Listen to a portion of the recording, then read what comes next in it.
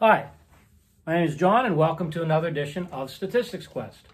Today I'm going to talk about Bayesian thinking, Bayesian modeling, and how it relates to assessing players, and I'm going to use that to make an argument that I believe Tom Brady is not the greatest quarterback of all time. I'm not doing this to stir up controversy or anything like that. I'm actually a Brady fan, but there is something about his college career, 20-some years later, that I still think is relevant. Again, some of you are going to disagree with that, but that's fine. But so let's get into the heart of the matter. First of all, there are two, you might say, main kind of philosophies for assessing probabilities. One is Bayesian, one is what we might call a frequentist. A frequentist is much more common. Bayesian, in the last 10 or 20 years, seems to have picked up a lot of steam, maybe in just the last 5 years. Frequentists are it's based on basically empirical evidence. And Bayesian is really based on two parts. It's based on a prior belief as well as evidence.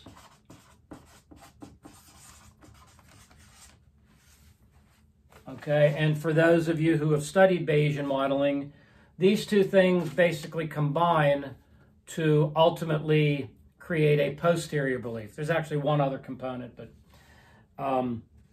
we won't get into that. But okay, so let's look at some examples of that. Let's say that we flip a coin.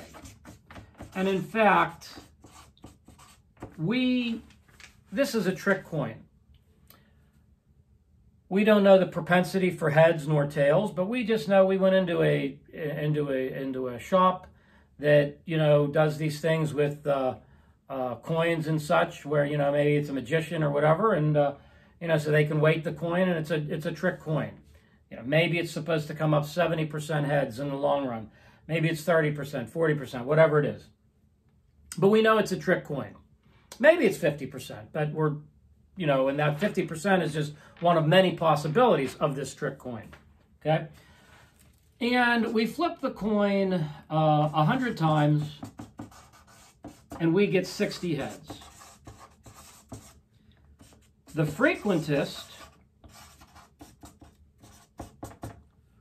would suggest that the probability of a head is 60%. They're just going on evidence, right? 60%.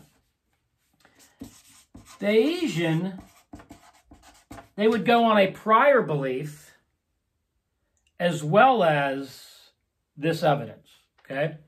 Now, prior beliefs, you get into a lot of subjectivity, educated guesses. Okay, here we don't know, we just know it's a trick coin. We have no idea the propensity of heads, as we said earlier. If we had to take our best guess, we might just cut it right in the middle and say, well, we believe it's 50%, right? Until some evidence comes along and proves us otherwise. The Bayesian would actually use that 50%, which is the prior belief, as well as this 60% information, use it in a formula, and come up with, so we use prior belief, maybe it's 50%, and the 60%, and combine that to come up with, again, what we call a posterior belief. Don't concern yourself with the term, but and it would be somewhere between 50% and 60%. So that's the difference. Okay. How does that lead us into Tom Brady? Well, Brady was the 199th pick in the draft. Okay, and I believe he came out 1 or 2 years later than Peyton Manning. I know it was later. Might have been 2 years, but let's just say they came out the same year to keep things simple. And Manning was the first draft pick, as he was in, I believe it was 98. And they both play for similar teams, okay? Maybe similar coaching philosophy, similar talent on the offensive line, etc. Maybe they both have a 30 to 10 TD to INT rate.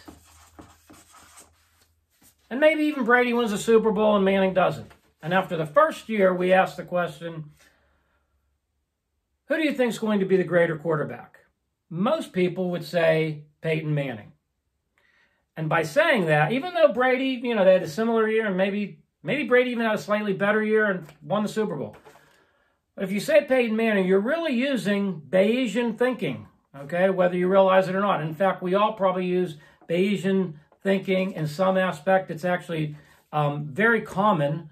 It's maybe a harder thing to kind of get a handle on and assess. But the reason you're using Bayesian thinking, you're saying, well, Peyton Manning, we knew that he was number one. He was a very hot item coming out of college. Tom Brady, you're much more, back then, say, he was 199th. He was almost an afterthought. He probably had a fluke year, okay? And so going forward, you might assess that, you'd probably assess that Peyton Manning was going to be better. Let's say it was 2 years, maybe even 3 years. After 3 years, they had identical metrics. Most people would still say, probably say, Peyton Manning was going to have a better career going forward. Now, you might be thinking, well, wait, John, Tom Brady's had a career. He's almost had 2 careers, right? 22 years. At some point, doesn't the fact that he was the 199th pick in the NFL in the draft go away? It does begin to go away as you accumulate more evidence. Does it ever completely go away? That's debatable. I'm going to contend here shortly why I think it's still somewhat relevant. So now let's hold off on that for a second, but let's transition over to baseball for a second. Let's say we had Ken Griffey Jr. and some unknown, right? Maybe this unknown was even undrafted. And we're trying to predict batting averages going forward. And they both start their career 34-100. And again, we're just only looking at batting averages. And some of you may recall Griffey, I think it was 18 when he started with the Seattle. And this unknown, whatever his age is, it's an unknown. And you say, well, going forward, who's going to have the higher batting average, right? Just about everybody would say Ken Griffey Jr., right? And for the same reason that they would have said Peyton Manning over Tom Brady. Now, there's a big difference between baseball and football in that baseball is an individual sport. It's the batter against the pitcher. Football, you not only have team dynamics, but coaching and philosophy plays a lot more into football than it does in baseball, right? I mean, baseball, the manager sets a lineup. I mean, once in a while you might hit and run or whatever it is, but the philosophy is much more. See, you have many more intangibles in football. We can use Bayes' theorem in baseball also, and it probably lends itself a little better to baseball. And in fact, we could project their batting average, okay, much like the coin flip example. We could do that with, Griffey Jr. and the unknown. And in this case, what we would do is and I'm not going to go over the statistics, but with Griffey, maybe his prior or his baseline belief was that he would be a 300 hitter. Whereas the unknown, the baseline was that he would be a 260 hitter or a 240 hitter or something like that. So a 300 hitter, as Griffey would be, at least for the first 100 at-bats, coupled with, say, a 300 prior belief, is different than a 300 hitter for this unknown, coupled with, say, a 240 belief.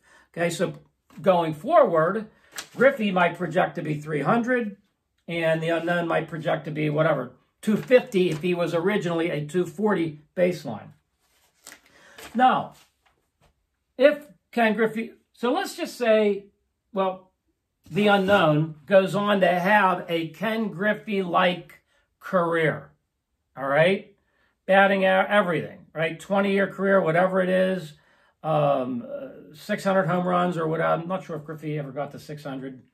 I think he did. But anyway, stellar career. At that point in baseball, the prior belief of the unknown is kind of washed away.